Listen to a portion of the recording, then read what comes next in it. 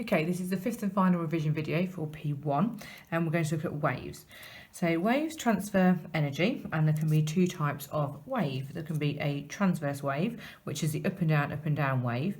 So the wave will travel in this direction, but the oscillation is up and down, up and down. So if we looked at a small dot at one point, it would just move up and down on the same point. And the wave travels in this direction. Okay, we've also got longitudinal waves, and they look slightly different. This is if you imagine a slinky spring and you push it at one end and it travels across. That's a longitudinal wave. So the direction of travel is in this direction, but the oscillation is also in that direction, so it's moving that way. Okay, and importantly, within this here, we have two sections that you may be asked to annotate in your exam. We've got a slightly more compressed area called an area of compression. Okay, an area of compression. We've also got an area here which is slightly more elongated, slightly more stretched out, and this is called a rarefaction. Okay, look, there's no R there, so rarefaction. Okay, where it's slightly more spread out and then it's compressed. So as you push that slinky spring, there's that compression wave moves down throughout the slinky spring. Okay, and you'd need to be able to label those two areas.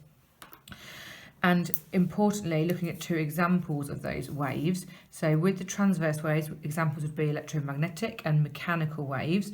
And with longitudinal waves, your examples would be sound waves and also mechanical waves. Mechanical can be either transverse or longitudinal, but electromagnetic is the ones you'll be probably looking at in the exam, and they're transverse waves, and sound waves are longitudinal waves. So they're the two it's important to remember.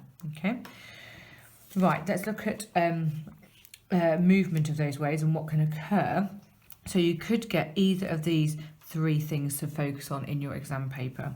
Reflection is when the ray travels in straight line. Remember, this could, for example, if we're looking at light travels in a straight line. So if you're ever drawing one of these diagrams, it must be with a ruler. Okay, light does travel in a straight line, not a slightly wonky line. And it comes in and it hits this mirror. This is a plane mirror. So the hash line behind it is the back of the mirror, and this is the reflective surface here.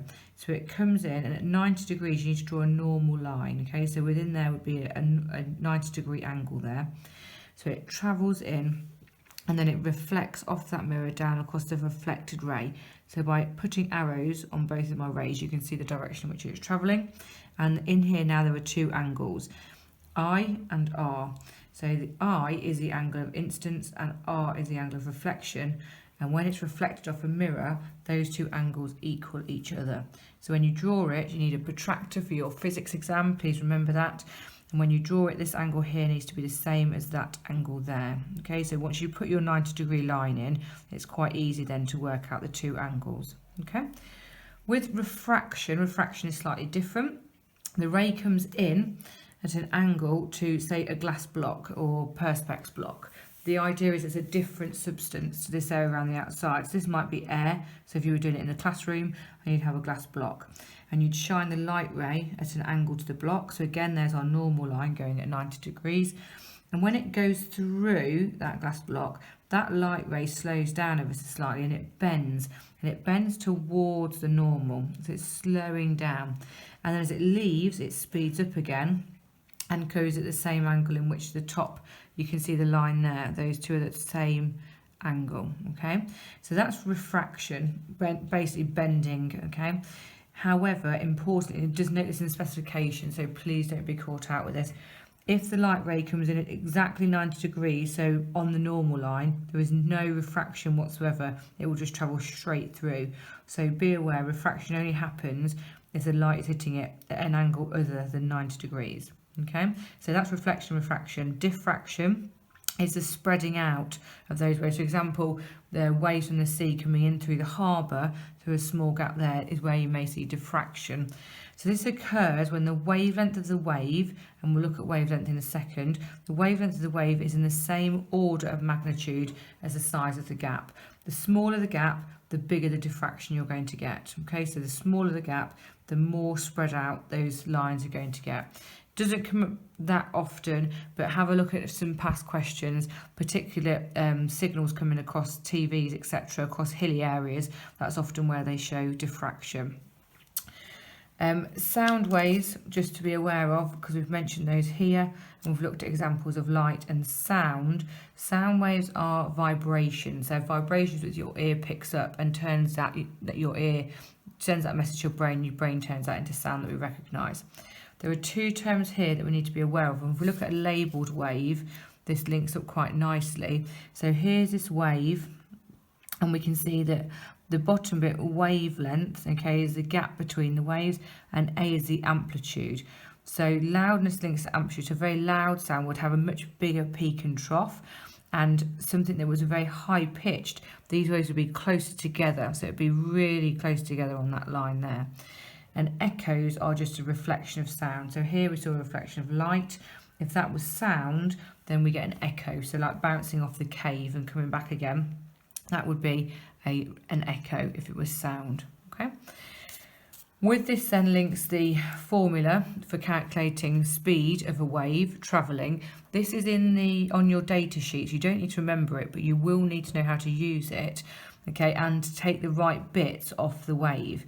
So we can calculate the speed of the wave in meters per second by looking at the frequency of the wave. So that's how many times it passes a certain point, and the wavelength in meters. Okay, so if you're given that information, again, we'll look at some practice questions, but if you've got things in your question measured in hertz and in meters, and you're asked to find the speed, you're using this equation here. Okay, so speed equals frequency times wavelength of a wave.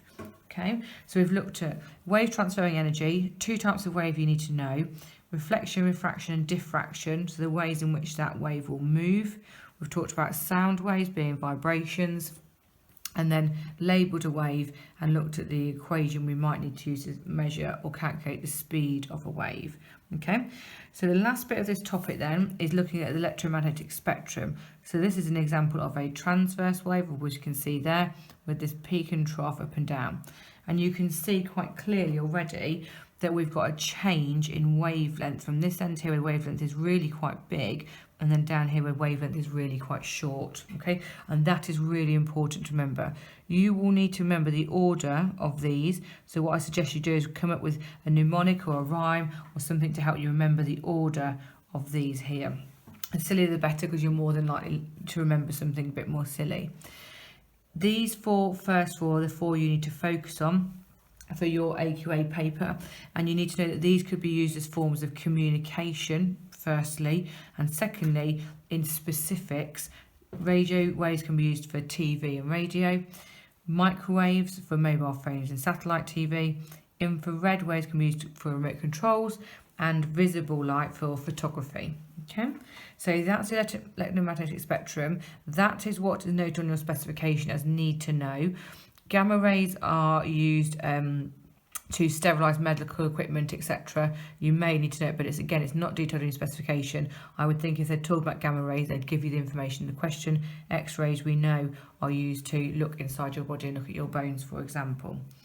The last bit then is redshift. So looking at Big Bang Theory and looking at redshift and blue shift, and then CMBR, or cosmic microwave background radiation.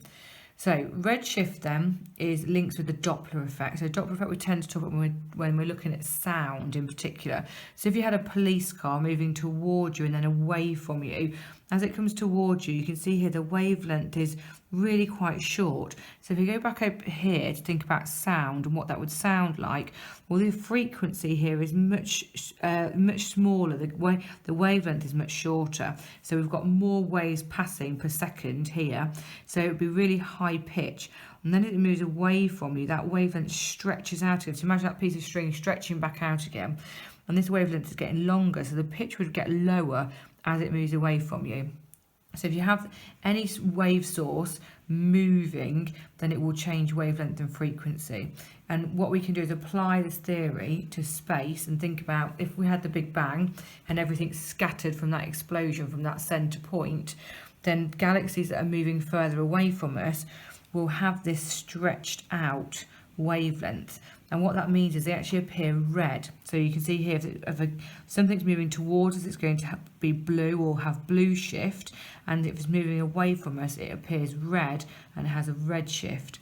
So we get an increase in wavelength from distant galaxies, so those spread further apart, pulling that wavelength. The further away they are, the faster they're moving and the bigger the wavelength. So the more redshift there will be from something that's really quite far away. So you need to be able to use this in your argument for the theory that everything was created from that Big Bang explosion. And the second part that will help support that is cosmic microwave background radiation, or CMBR, okay, for short, if you're shortening it down. And this is radiation which fills the universe, is always there, and they believe it's leftover heat from that Big Bang, that explosion at the very start, and we can only explain that, the presence of that, by the Big Bang theory. So it is very supportive of this Big Bang theory. Okay, and this is CMBR, cosmic microwave background radiation. Very small point, but doesn't mean it won't come up in the exam, so it's worth noting. Okay, so this has been the waves topic. The last video, we've looked at types of waves, movement of waves, sound, calculating wave speed using frequency and wavelength, looking at electromagnetic spectrum and the uses of that, and the and redshift.